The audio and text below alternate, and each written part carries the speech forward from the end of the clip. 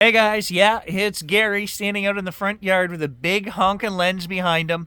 Yesterday we did a test with our little 500mm reflex mirror lens. Very small, very lightweight, and a 2x adapter. And we did a test just to see, how good a shots can we get at maximum zoom, maximum converter, digital converter, all of that stuff. And the results were okay.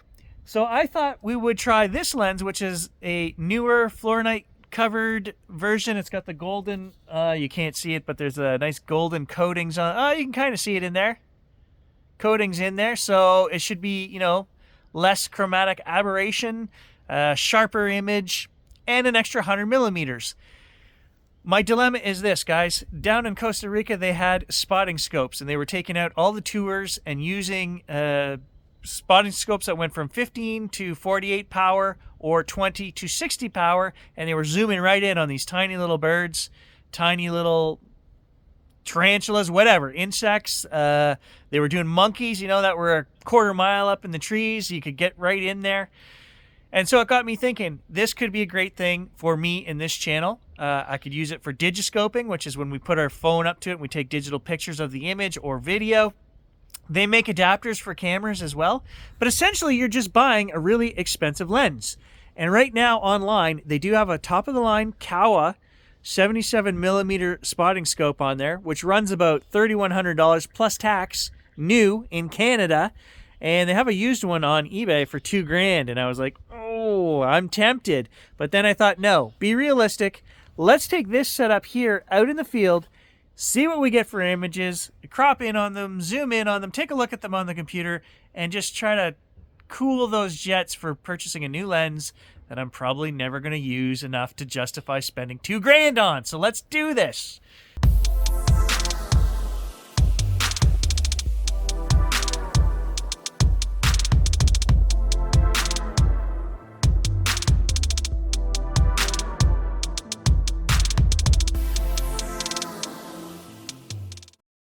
Oh, I guess I should mention that with this combination here, we are just over 30 times magnification. Okay, that is the most I can get when I use that 2x converter right there, and if I use the 1.4 times digital converter in the camera. So 30 times zoom. So we're only getting halfway to what I would get with a real scope, which makes me think I should run in the house right now and go buy that freaking scope before somebody else does.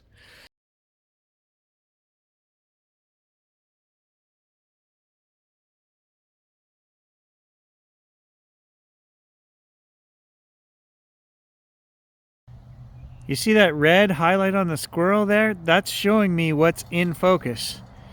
We can do that with this system, but we can't do that with a digiscope.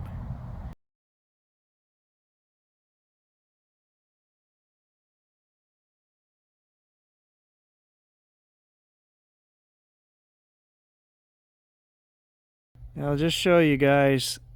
We're at, to get 1/250th of a second, I've got to use ISO 1250, even though it's a bright sunny day out here. Because with that 2x teleconverter, we're stopped down to f13. That's as low, that's as open as we can get.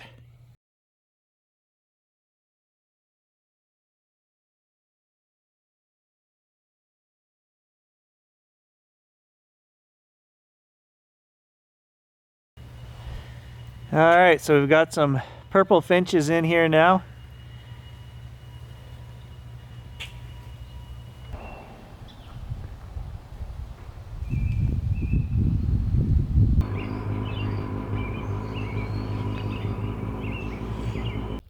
Oh, there's an American redstart.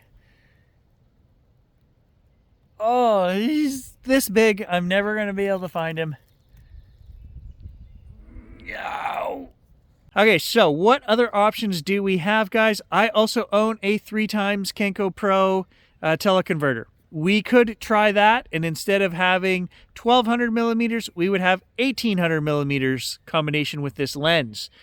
The problem is that each time you go up a step in adapters from 1.4 to 2 to 3, the quality of the image comes down a little bit. You are stepped down in the camera, so you need more light. So you've got to add ISO to your camera, which is like your film setting, for all you guys that used film back in the days, right? If you're not familiar, it adds grain. to the image. So it's going to be a little bit grainier, but we're going to be zoomed in closer. The other thing we can do is try adding an extension tube, which are used for, they're just spacers that go between the body of the camera and the lens, and it makes things appear closer when you separate those two. So you lose the ability to focus out at the farthest end, infinity, but we should still be able to focus up to 100 meters, and that should still work for birds. So I think I've got one more test in me. I don't know. Is Gary going to buy a spotting scope? Would I like it just for other things, not even the frustration of photography here that I'm trying to do? Would I just enjoy taking it in the bush and spotting stuff? Yeah, but I love sharing. I love sharing images and the things I've seen with you guys. It really bothered me that I couldn't show you that red start. And then over at the corner of the house, while I was telling you guys about the red start, there was a black-masked warbler on the ground, and he spent 5 minutes hopping around, and I chased him with this combination, and I could not find him. And when I did, he was not in focus, and he was just there for 2 seconds and gone. So 2 friggin' fantastic bird finds today, and I didn't get a... There's the red start behind me again. Oh, give me a minute. Damn, I'm not done yet. Oh yeah, the red start's right there, and I cannot get a... He's just too damn fast. Will not stay still. And it almost makes me, guys, want to take that camera off the lens, put my A7R4 on there, which is a 60 megapixel, drop down to a 1.4 times teleconverter, retain autofocus, and go get an image of this guy, and then just crop it in. That's another option that we have. And I might actually be able to get a photo that way because I would have autofocus. Well, complete and abject failure on the red start. He came back again, couldn't get him. And the warbler, black-masked warbler, was down on the ground over here in the swamp, and I couldn't get him either, so I'm super frustrated.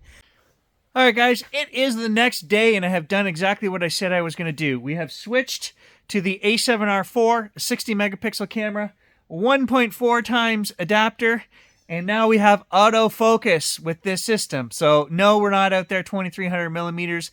We are out there 600 times 1.4, 40, 80, so 840 millimeters. So we're really 18 times zoom. So nowhere near what a digiscope would get us. But we don't even have to worry about Gary wondering whether we need the new high-end scope and, you know, is digiscoping going to be better, because I just bought the damn thing. I did a ton of research last night. It was the scope I wanted. It's a Kawa 773, so it's a very high-end scope. It's over a $3,000 scope. With tax, probably $3,500, but I bought a used one on eBay, saved $1,000, and it came with some extra things like a tripod and a case. And then I took the money that we saved and I bought adapters. So I bought an adapter for all my Sony E-mount cameras, and I bought an adapter for the high-end Samsung S23. It's a magnetic setup. So each one of those adapters cost a couple $100. And that is where the money went from what you guys have been donating to the channel every month. There was $380 some in there. So you bought me one adapter and paid for a little bit of the second adapter. And then I bought the scope. So it's a team, guys. We are a team. Thank you for the support. We will be doing a ton of work with this scope. I can see multiple uses for this, including just traveling the world and using it, you know, to see animals in exotic places. I will use it for that. But we will also be using it for the Bigfooter channel. We'll be using it just to do some birding here, some scoping. I want to do some moose in Algonquin Park this year. That's a goal as well. So lots that we can do with this scope. I am a professional photographer. I just need to get off my butt, trust my manual focusing skills, and let's do it. But for today, to finish out this test, let's try the autofocus and see if we can't get that American red start. He's still over there in the swamp.